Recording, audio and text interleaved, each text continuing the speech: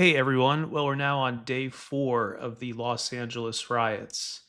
I don't really know what to make of all that yet. So when this uploads to YouTube, which is one of the places where the podcast appears, when it goes up on our YouTube, which will be linked in the description, just so it's super easy to get to, you're welcome to leave a comment over there and let us know, what do you make of all that so far? Marines being deployed, more than 2,000 Marines, National Guard already deployed. I did catch part of the press conference from LA's mayor earlier tonight, and she was saying she doesn't think any of this federal support is necessary. I don't know what she's smoking. I mean, the footage that I saw of Waymos on fire and pretty much the whole 101 freeway off of Hollywood, the whole 101 freeway shut down with protests or rioters, whatever you want to call them. To say that no assistance is necessary when they were throwing rocks through the windshields of police cruisers is really kind of incredible. But again, I haven't fully formed my opinion on that one, so I'd encourage you guys to let me know over in the comments what you think. But on to our main story, and of course, there's a lot I want to get through quickly here, but with a degree of depth. This is fulcrum, so we're going to talk about where things are going in tech, in money, and culture, and why things feel so out of alignment lately. Not just this episode, the next couple of episodes. Why do things feel so weird in mid 2025? Let's try to bring it back to center. So, first of all, let's talk about Bilt rewards. Bilt is a solution in search of a problem. I did a live stream about them earlier. Rent payments were already functional, right? Checks, ACH, even credit cards. We already had a way to pay for rent. So, we didn't ask for Bilt. But then Bilt enters the game anyway with a rewards program and a very obscure founder. Someone no one in fintech or banking had really heard of before this. Suddenly, you're locked into this middleware system that follows you even if you change units, buildings, or even landlords. And the fees are insane, right? You're getting hit with what are basically charges on top just to pay your rent. That's not innovation. That's a throwback to third world credit card upsell funnels from like a decade ago. That's why I called it a third worlder business model. Is you guys remember when Groupon was really popular? This was again more than a decade ago. And at that point in time, because Groupon was so successful, many apps and many websites thought they could just accumulate as many raw users as possible and as much contact information that they would be worth a lot of money also. And of course, in retrospect, it's not a very sophisticated business model.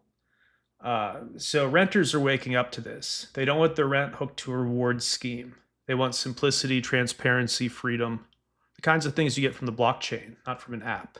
So in 2025, we're saying loud and clear here at Fulcrum, rent should be payable with the Bitcoin QR code, period. Enough with this fintech shell game. Enough with the over credentialization of my generation. We're tired of an app to do fucking everything. We're sick of it. We don't need an app to pay for our rent within the app we already use to manage our rent.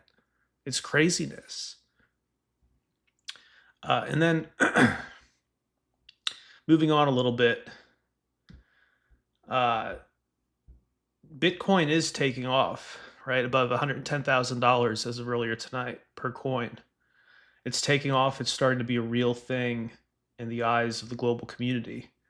And I'm not the only person seeing this, right? You got Kenya's Kibera district, where hundreds of people, as well as many businesses, are now using Bitcoin for everyday purchases. It's working there. It's growing.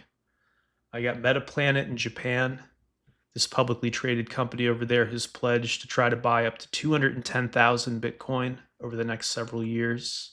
They're going to do a fundraising round and try to get 210,000 Bitcoin, up to 210,000. That's like nation state scale adoption, except at the corporate Japanese level. So Bitcoin 2025 in Las Vegas looked like a huge success. JD Vance appeared. He was a speaker there. And it's no longer fringe. Bitcoin is no longer fringe. It's now political and cultural gold. It's political and cultural digital gold. There was a Czech political scandal involving Bitcoin. So even the bad actors are now using it as their preferred way to pump money into the political system. So Bitcoin is being used more globally and it's being used more locally. So the idea that Bitcoin is still too complicated to pay for rent is a total lie. The infrastructure is already here. Just generate a QR code, a unique Bitcoin address for every month's rent payment, and have your renters pay you that way. The Bilt app, aside from being completely glitch prone, you read some of these comments on Reddit, some of these horror stories. Aside from being completely glitch prone, it offers no cryptocurrency support. Nothing. They could just do like a Coinbase API plugin at a minimum, or BitPay if they don't want to actually natively accept crypto.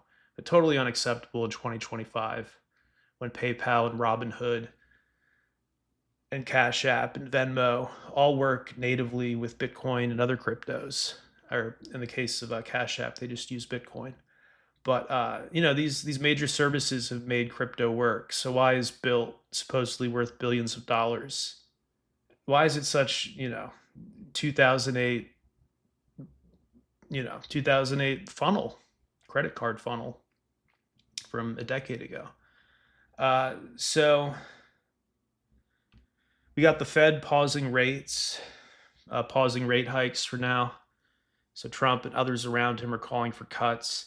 This affects rent affordability, of course, and credit costs. AI-driven cybercrime is also surging, so our digital identity is more at risk than ever, which makes decentralized encrypted payments even more crucial, right? Having every single renter's home address being tied to all of their bank accounts or credit cards by a company that can't even run an app without it glitching out on you when you're trying to redeem your points. That's not good. That's a huge silo for somebody to open up and take away all that information. And it's a lot of trust to place in a company that none of us know much about. So,